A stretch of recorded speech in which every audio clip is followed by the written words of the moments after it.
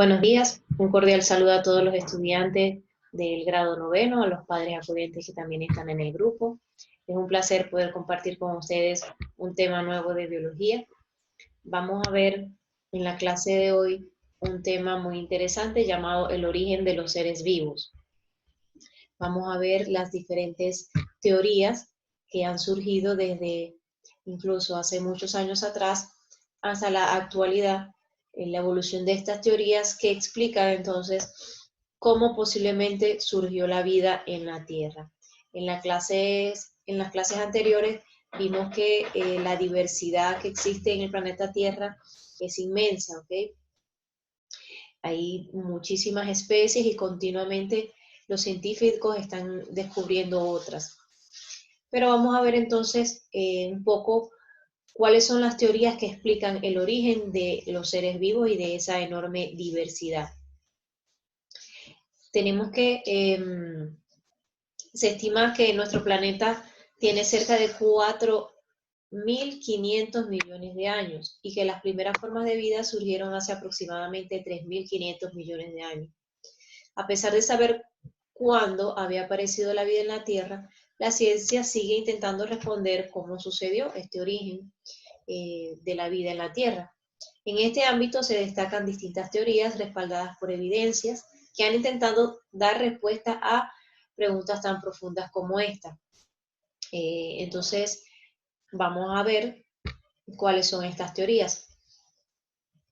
Entre las teorías que más destacan, las que más sí, que más destacan por la gran discusión científica que han generado está el creacionismo, también conocida como fijismo, se conoce como, es una concepción idealista, ya la vamos a conocer mejor. La generación espontánea, que fue como las primeras, la primera teoría que surgió sobre el origen de la vida, que no estaba relacionada con la anterior, que era el creacionismo. Y la teoría quimiosintética. Algunas de estas teorías han predominado durante extensos periodos y otras han sido muy discutidas debido a la evidencia científica en contra que surgió de la observación y también de la experimentación. Es decir, algunas de ellas fueron refutadas, por ejemplo, la generación espontánea, fueron refutadas producto de las investigaciones que hicieron los científicos, los experimentos que hicieron y demostraron entonces que esas teorías eran incorrectas, ¿ok? Vamos a conocer la primera, que es el creacionismo, también conocida como fijismo, es una concepción idealista donde nosotros también la conocemos, incluso creemos en esa teoría, que es que el origen de la vida es como lo explica la Biblia, la palabra de Dios. Dice que es la corriente clásica, se basa en relatos del Antiguo Testamento y también en la estrecha relación observada entre los seres vivos y su ambiente, lo que sugirió a algunos pensadores que los organismos fueron creados para habitar esos lugares por un propósito divino. ¿Okay? Entonces, esta teoría es la que está en la Biblia, donde eh, Dios dice que Él creó todas las cosas que existen, creó la tierra y todos los seres vivos que en ella habitan. Allí, por lo menos en Génesis, le coloqué el versículo: Dios en el principio creó los cielos y la tierra. La tierra era un caos total, las tinieblas cubrían el abismo y el Espíritu de Dios iba y venía sobre la superficie de las aguas. ¿Okay? Luego en Génesis sigue contando, entonces nos sigue explicando cómo Dios fue formando cada una de las cosas que, o de los elementos de la tierra, incluyendo los seres vivos. Entonces, esta es la teoría que incluso actualmente muchas personas creemos en ella, que es la teoría de que Dios creó todo. Luego surge entonces la generación espontánea. Esta generación espontánea la propuso, o esta teoría, o esta hipótesis la propuso Aristóteles. Vimos también en la clase anterior que Aristóteles hizo aportes en cuanto a la clasificación. Era un filósofo griego, un pensador y bueno, hizo aportes en innumerables ciencias o en varias ciencias. Dice, los seres vivos se pueden originar de materia no viviente. Esa era la teoría que él planteaba, que los seres vivos se originaban de materia no viva o de materia inerte.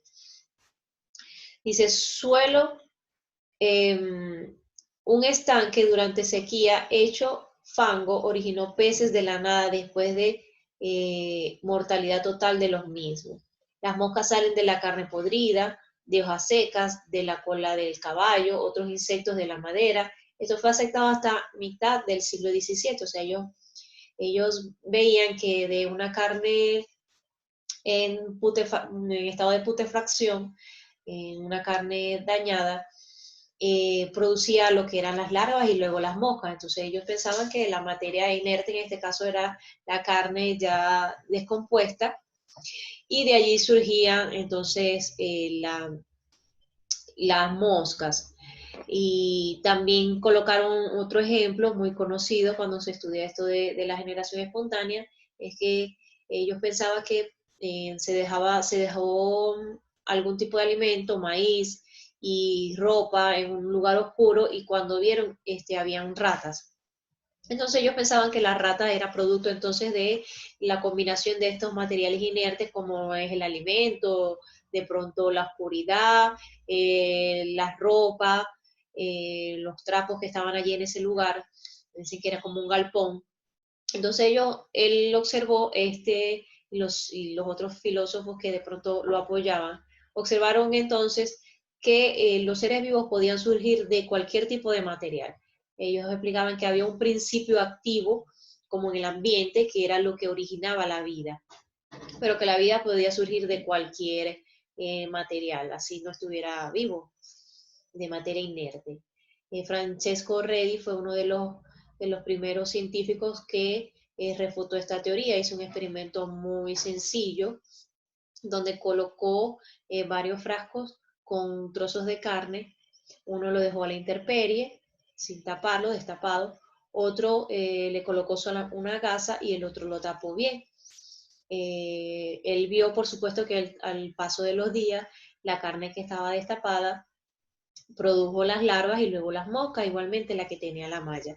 Pero la carne que estaba en el frasco bien tapado no produjo ninguna larva. Entonces él explicó entonces que con ese sencillo experimento se podía ver que la carne no producía las larvas, sino que esas larvas venían de otras moscas.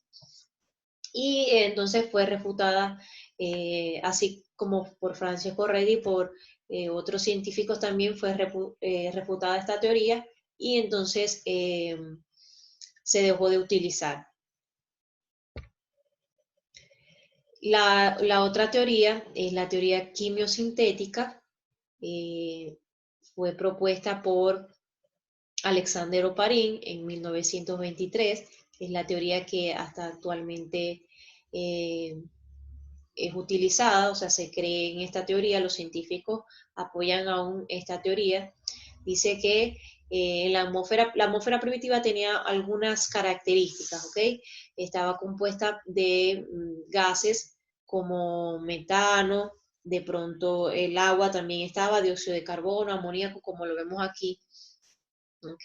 Estos compuestos que están eh, aquí eran compuestos inorgánicos que estaban presentes en la atmósfera primitiva. Y producto de las frecuentes tormentas que chocaban con la atmósfera de ese entonces, ¿verdad? Se empezaron a producir unas moléculas orgánicas, ¿ok? Empezaron a reaccionar esas moléculas que estaban en ese entonces y empezaron a formar unas moléculas más complejas, como el aminoácido, los ácidos nucleicos, también conocidos. Y entonces en el agua fue donde surgió estas primeras moléculas orgánicas. Él llamó a lo que era la hidrófera o las masas de agua, lo llamó la sopa primitiva, porque ahí entonces habían varios ingredientes que permitieron esta organización de las moléculas, esta organización de los compuestos orgánicos.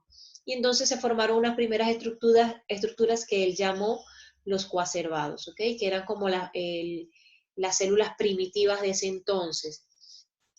Y esas células fueron entonces evolucionando hasta originar las células que fueron lo que se conoce como las células procariotas, que son las células más simples, menos evolucionadas, que no tienen una envoltura nuclear. Y entonces, esta es la teoría que él planteó sobre el origen de la vida, ¿ok? Que simplemente en la atmósfera primitiva había unas moléculas, unos compuestos inorgánicos, como el dióxido de carbono, el anhídrido, o el anhídrido carbónico también, el metano, el agua, y estas empezaron a reaccionar producto también de de las descargas eléctricas de las tormentas, y empezaron a producir unas moléculas orgánicas, ¿ok? Las cuales dieron origen entonces a lo que son los aminoácidos, que sabemos que son las estructuras, los aminoácidos y los ácidos nucleicos, que son las estructuras básicas de toda célula. Y allí entonces se originó el primer prototipo, vamos a llamarlo así, de lo que eran las células que él llamó coacervados. Okay. Hay otra hipótesis, ¿verdad? Que es la hipótesis de la panspermia. Dice que esta hipótesis plantea que la vida tiene un origen extraterrestre. Dice el filósofo griego Anaxágoras, 500 años antes de Cristo, y siglos después el astrónomo inglés Sir Fred Hall propuso que la vida está disgregada en el espacio y que moléculas orgánicas llegaron a la Tierra cuando meteoritos o trozos de cometas que contenían rastros de estas moléculas se estrellaron con la Tierra, ¿ok? Incluso astrónomos y filósofos griegos también, entonces plantea de que la vida pudo surgir o pudo llegar a la Tierra en asteroides o meteoritos que chocaron con la Tierra. Y entonces, ¿por qué? Porque se han hecho estudios de estos trozos de meteoritos y se han encontrado moléculas orgánicas dentro de ellos. Ok, entonces vamos a ver ahora algunos científicos que plantearon también o apoyaron algunas de estas teorías. Del creacionismo, entonces, que ya sabemos que aquí vemos a Platón y Aristóteles, ellos eran los filósofos en ese entonces, apoyaban el creacionismo.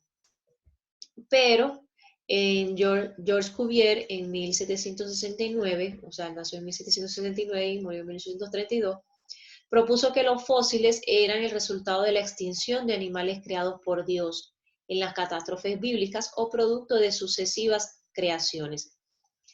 Así, por ejemplo, un animal que no hubiera entrado en el arca de Noé nos dejaría ese vestigio de su existencia. Posteriormente aparecerían de nuevo otras especies totalmente diferentes a las extinguidas. ¿Okay? Él era un científico, pero él apoyaba parte de lo que era el creacionismo, solo que viendo pues su alrededor, viendo la existencia de lo que son los fósiles, entonces explicó por qué ya no hay algunos organismos vivos que estuvieron presentes en el pasado, porque en ese entonces ya no existían, y él planteó de que era producto de algunas catástrofes, incluso, y como lo fue, él plantea como que una de estas catástrofes fue el diluvio, que está en la Biblia también. Otro científico fue Georges Louis Leclerc, 1707 y 1788, él planteó la teoría conocida como transformismo, ¿ok? Dice que fue el primer naturalista de la época moderna que sugirió que las especies cambien con el transcurso del tiempo. Su obra llamada Historia Natural, que describe el mundo vivo, y en ella Leclerc expresa su hipótesis acerca de que los organismos inicialmente creados podrían estar sujetos a cambios que por influencias ambientales y originar otras especies relacionadas, ¿ok? Él habló de que en vista de que hay una variedad, en ese entonces él veía que había una variedad muy grande de organismos vivos, él planteaba de que se iban originando nuevas especies producto de los cambios, que los organismos iniciales estaban sujetos a cambios, y estos cambios entonces, o estas influencias ambientales, iban a originar otras especies. Su propuesta se conoce como teoría de transformismo, la cual se considera un paso intermedio entre la teoría fijista, recordemos que la fijista es la del creacionismo, y la de la evolución. ¿Okay? Entonces esta teoría del transformismo es como un punto medio entre ambas teorías. Esta teoría postula que los seres vivos actuales proceden de las primeras formas vivientes que se originaron en nuestro planeta, mismos que han experimentado una serie de cambios durante millones de años mediante un proceso gradual de evolución, diversificándose en las especies que poblaron la Tierra en sus distintas etapas. Otro científico también fue Lamarck, y él propuso una teoría que luego fue utilizada. Dice, Lamarck explicó la evolución de las especies basándose en dos principios, que es el uso y el desuso. Afirmó que las partes del cuerpo que se utilizan mucho se hacen más grandes y fuertes, mientras que las que no se emplean se deterioran y terminan por desaparecer. Por ejemplo, citó una jirafa que estira su cuello para alcanzar las hojas en las ramas más elevadas, lo que provocaría el desarrollo de este órgano. Es decir, él pensaba que anteriormente las jirafas no tenían el cuello tan largo, sino que producto de que hubo un cambio en la vegetación de ese entonces, y los árboles no estaban al alcance de las jirafas, ellas tenían que entonces extender el cuello para poder alimentarse, y a raíz de este uso, entonces el cuello de las jirafas empezó a crecer. Por supuesto, eso pasaron. Él explicaba que eso sucedió muchos años, duró muchos años, por supuesto, para que se pudiera dar este proceso gracias al uso ahora del cuello, y que este cambio se iba a pasar entonces de generación a generación. Esta teoría fue luego refutada, y encontramos a James Hutton, que fue el primer geólogo sistemático del mundo, el primero que aclaraba todos los fenómenos terrestres y sus procesos. Sustituyó las ideas catastrofistas por el principio del uniformitarismo, que viene a decir que todo lo que ocurre actualmente en la Tierra no difiere de lo que siempre ha ocurrido. Los procesos son los mismos y son muy lentos. La visión de Hutton precisaba de una cantidad de tiempo sin confines, por lo que sus ideas no hicieron mella alguna en el catastrofismo. Sin embargo, Charles Lyell recogió su idea del uniformitarismo, y sus libros acompañaron a Darwin en el viaje que hizo, en el viaje Beagle, que es muy conocido. Lo vamos a ver cuando estudiemos entonces los aportes de Charles Darwin. Sin ellos, la teoría de la evolución se habría equivocado, ya que Darwin necesitaba tiempo y Hutton se lo había proporcionado. Ok, aquí entonces James Hutton, él no estaba de acuerdo con la teoría del catastrofismo, que simplemente explicaba que todos los seres humanos evolucionaron y unos se extinguieron producto de las catástrofes bíblicas, sino que él hablaba de otra teoría que se llama uniformitarismo.